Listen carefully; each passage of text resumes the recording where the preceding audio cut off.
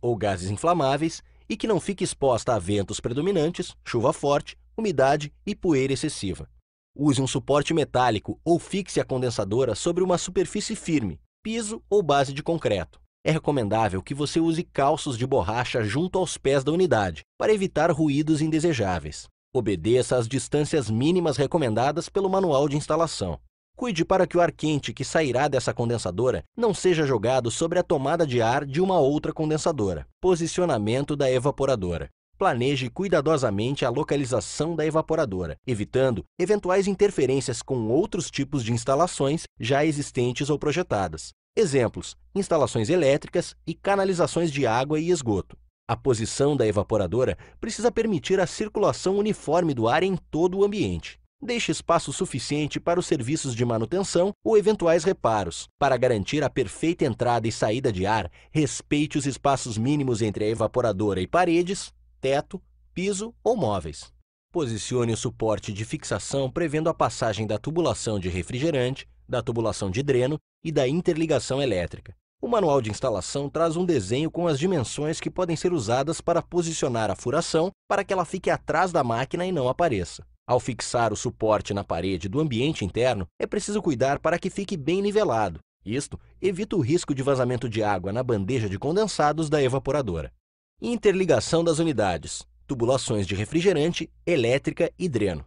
É por esta tubulação que o fluido refrigerante vai circular. Você precisa planejar por onde esta tubulação vai passar. É importante lembrar algumas recomendações em relação ao layout da tubulação. Quando a evaporadora estiver em um nível superior à condensadora, é aconselhável elevar a tubulação a um nível superior à evaporadora. Com este cuidado, evitamos um fenômeno chamado migração do líquido, que pode provocar a quebra do compressor. Quanto aos comprimentos, temos o linear e o equivalente. O comprimento linear é a soma dos comprimentos de cada trecho reto. Na instalação do sistema de 9.000 BTU por hora que estamos demonstrando, o comprimento linear, ou real, é de 3,5 metros. Para o cálculo do comprimento equivalente, temos que contar o número de curvas. Nesta instalação, temos 3 curvas. Multiplicamos este número por 0,3. No nosso caso, chegamos a 0,9 metros.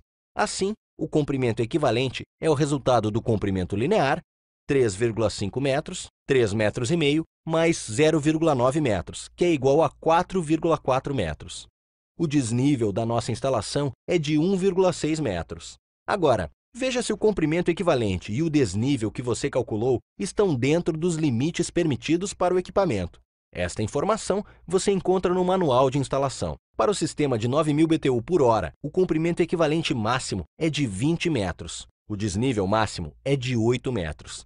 Evite um comprimento menor do que 2 metros. Uma tubulação curta pode apresentar ruído muito forte. Quando for o contrário, ou seja, a condensadora acima da evaporadora, o recomendável é a instalação de um sifão, na linha de sucção, a cada 3 metros de desnível. Esta medida ajuda o óleo a retornar para o compressor. Para saber o diâmetro das tubulações, consulte o manual de instalação.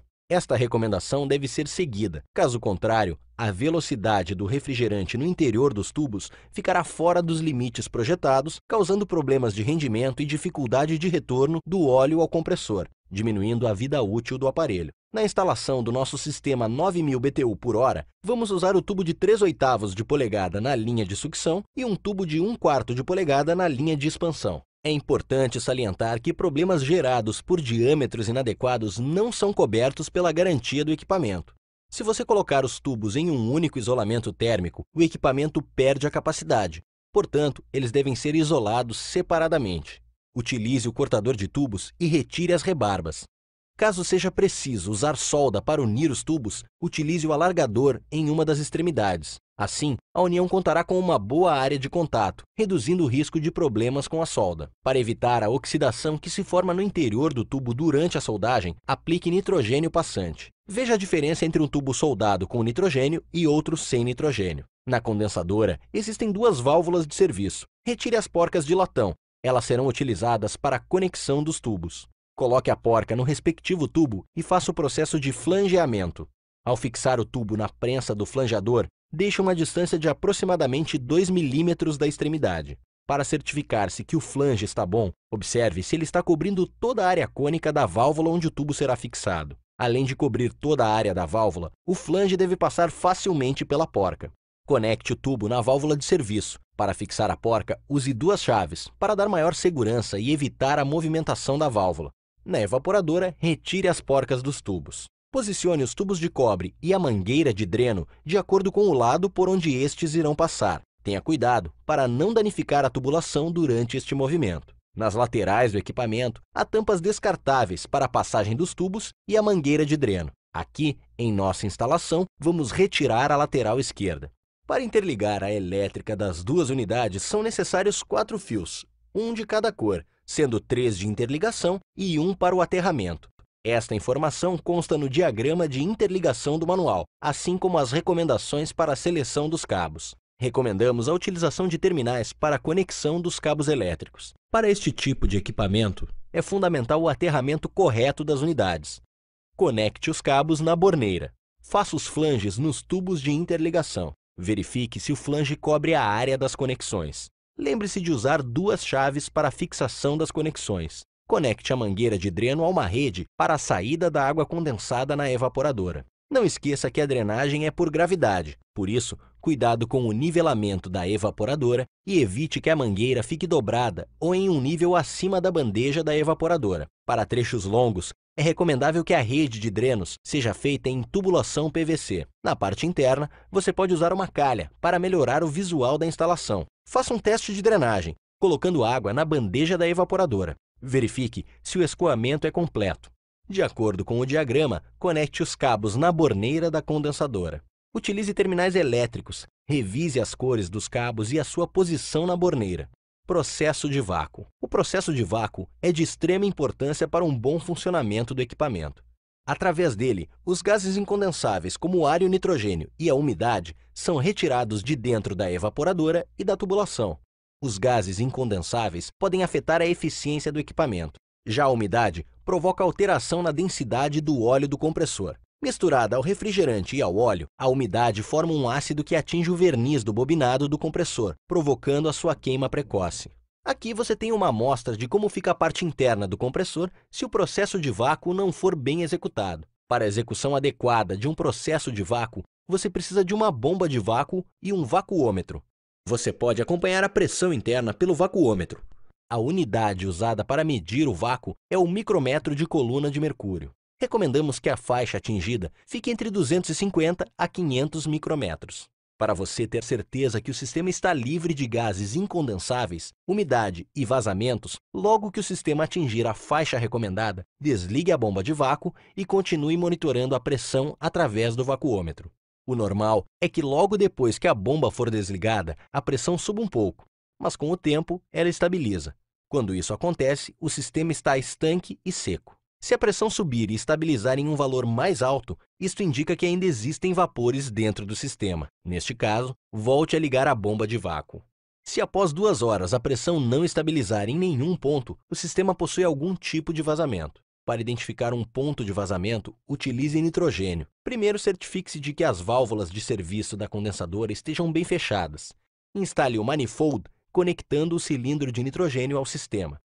Utilize espuma de sabão para identificar o ponto de vazamento. Após a identificação e correção do vazamento, o processo de vácuo deve ser refeito e novamente avaliado. Estando o sistema estanque e seco, a carga de refrigerante pode ser feita. Carga de refrigerante.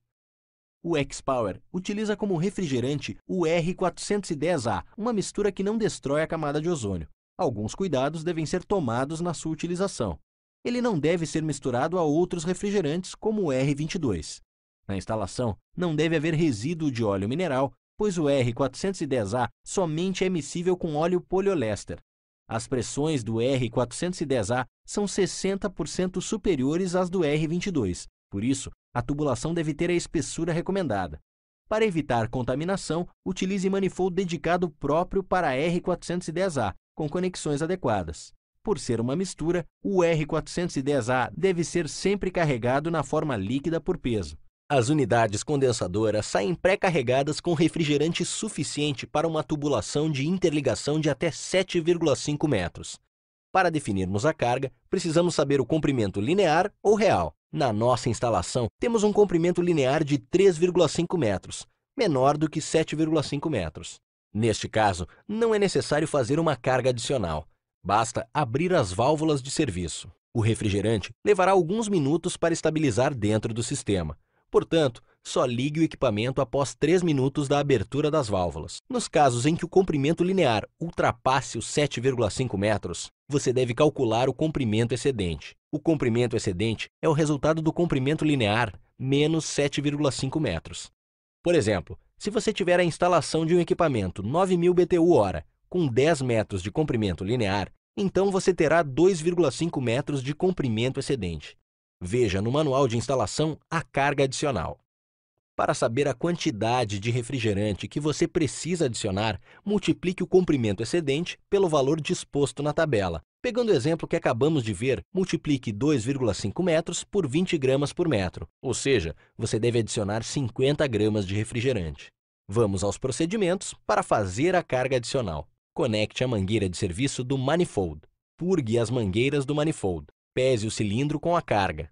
Deixe entrar as 50 gramas de refrigerante. Abra as válvulas de serviço. Aguarde 3 minutos para que a pressão estabilize. O equipamento está pronto para funcionar. Testes de funcionamento.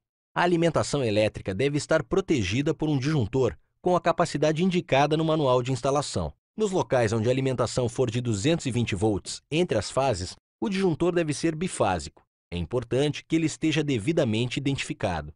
Para equipamentos com tensão nominal de 220 volts, o mínimo deve ser de 198 volts e o máximo de 242 volts. Se a tensão não estiver dentro destes limites, o equipamento não deve ser ligado.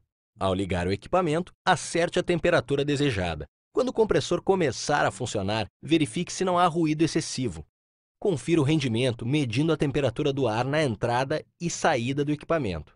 Faça este teste depois de 20 minutos de funcionamento. A diferença entre estes dois valores deve estar entre 8 e 12 graus Celsius. O cliente deve ser orientado sobre a forma correta de utilizar o equipamento. Explique que o equipamento possui a função autodiagnóstico, que ajuda a identificar eventuais problemas.